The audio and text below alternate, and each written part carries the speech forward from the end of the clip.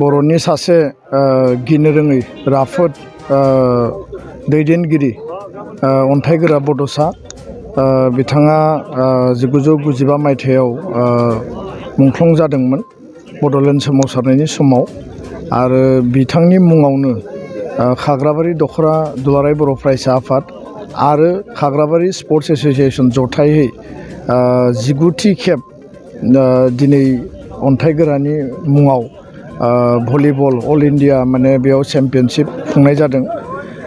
दिनै बिसम्बि बेखेवनाय दंमोन आरो गेम बेखेवनायबो दङमोन। बिथांनि जि हाबा मावलांनाय बिथांनि आदर्श आरो बिथाङा माहारिनो होलांनाय जिखिनि बिहोमा बेखौ जुगामि खालामनो थाखाय आरो भारतनि बा बुहुमनि सुबुं माहारिनो मिथिहोनो थाखाय दिनै दुलाराय बर' फरायसा आफाद आरो स्पर्ट्स एस'सियेसना जि जयेन्ट मोनसे इनिसियेटिभ गोलाव समनिफ्राय नारा नाथा जुजिनानै गोबां बेयाव जेंना जेंसि फैदोंब्लाबो बेखौ बिथांमोना गाबथाबोदों हमथाबोदों। बे मेगाजिन बेखेवनायनि गेजेरजों मेगाजिनाव बा बे सबिनराव जिखिनि लिरबिदांफोर फैदों बर' माहारिनि समाज रांखान्थि सोलोंथाइ आरो माहारिबादखौ हमथाना लाखिनायनि बिथिङाव गोबां जोंनि लिरगिरिफोरा मोजां मोजां लिरबिदां हरदों। आं बिथांमोनखौ साबायखर बावदों आरो अन्थाइगोरा बड'सानि जि जिउ आत्मा सोरगोआव आलो गोजोनै जाहाथे जायगा मोनो जोङो मिजिंथिबाय आर'ज गाबबाय इसोरनियाव।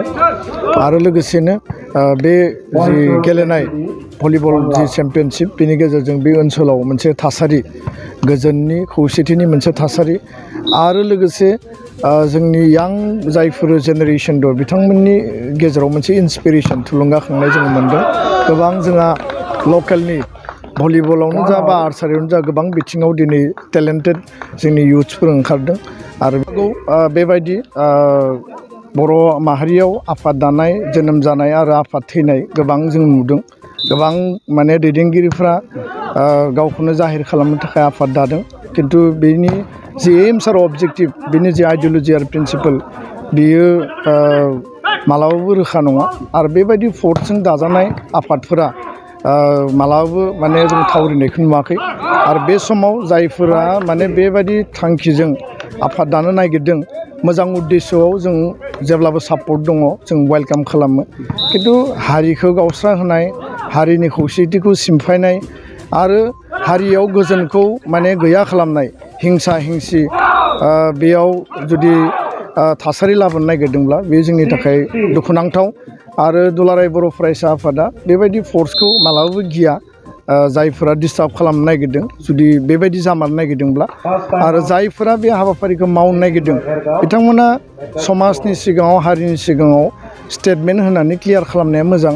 सिरि सिरि सिखावै जायखिजाया हाबा मावनाया मोजां नङा आरो जि खामानि मावा मानो स्पष्टबादि जानांगौ मा मावनो नागिरदों आरो नोंथांमोननि उद्देশ্যआ मा बेखौ स्पष्ट बुंबानो जाबाय। गोदान गोदान जोंनि जायफोर प्लेयारफोर दङ बिसोरो गावखौनो प्रतिस्ठा खालामनो हादों। मिजिंथियो बे जोंनि थाखाय खोब गोग्गाथाव आरो जोङो बेखौ जेरैखि जायाबो फोथांना लाखिनांगोन। गोजोन्थों। जारिमिनाव दिनै गोसोम सान जागोन नामा मानोना दिनै UBPF दागोन होननानै some divisive forces are trying to destabilize the unity and peace of the Bodo community.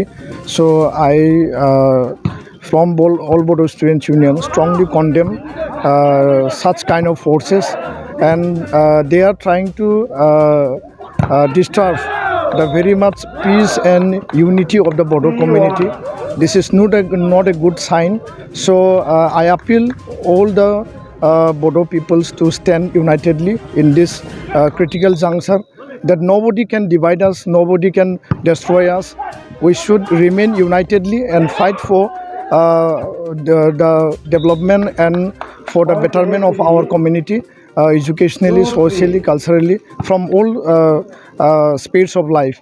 So I appeal all sections of the community to stand at this moment unitedly and appeal also that kind of forces that they don't try to disturb and destroy the community. Do for the betterment of the community, for the well-being of the community. That is the right time for this moment. Thank you. खुलुमबाय नै सफैलायबाय दुलाराय बर' फरायसा आफादनि थान्दै जखनथाया दुलाराय बर' फरायसा आफादा खुंगा 54थि थान्दै सावरायमेलखौ गोजोनै खुंफुंनो कार्बि आंलं जिल्लानि लांहिं नोगोरनि हाजोआरि गोजोन फोथाराव थि खालामबाय। गासैबो हारि हारिसाफोरनिसिम बानजाय आफादनिफ्राय मोनसे फोसावनाय जादों।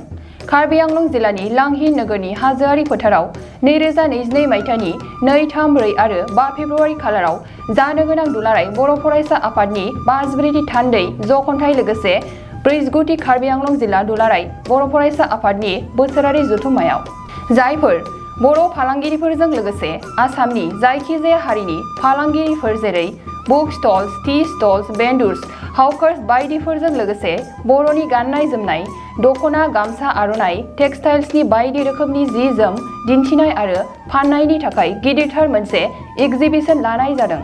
बेखायनो जायखिजाया गोसो गुदुं फालांगियारि बिथांमोनखौ फैगौ जानुवारि दाननि 20 खालारनि सिगां गाहायाव होनाय 863891131789696890T जानबुं नङाव सिगांग्रो खौरां लाना गावनि मुं थंफोरखौ रेबथुमना लाहरखानायजों लोगोसे गोरोबथा खालामनो थाखाय खावलायहरनाय जाबाय। गोजोन्थों।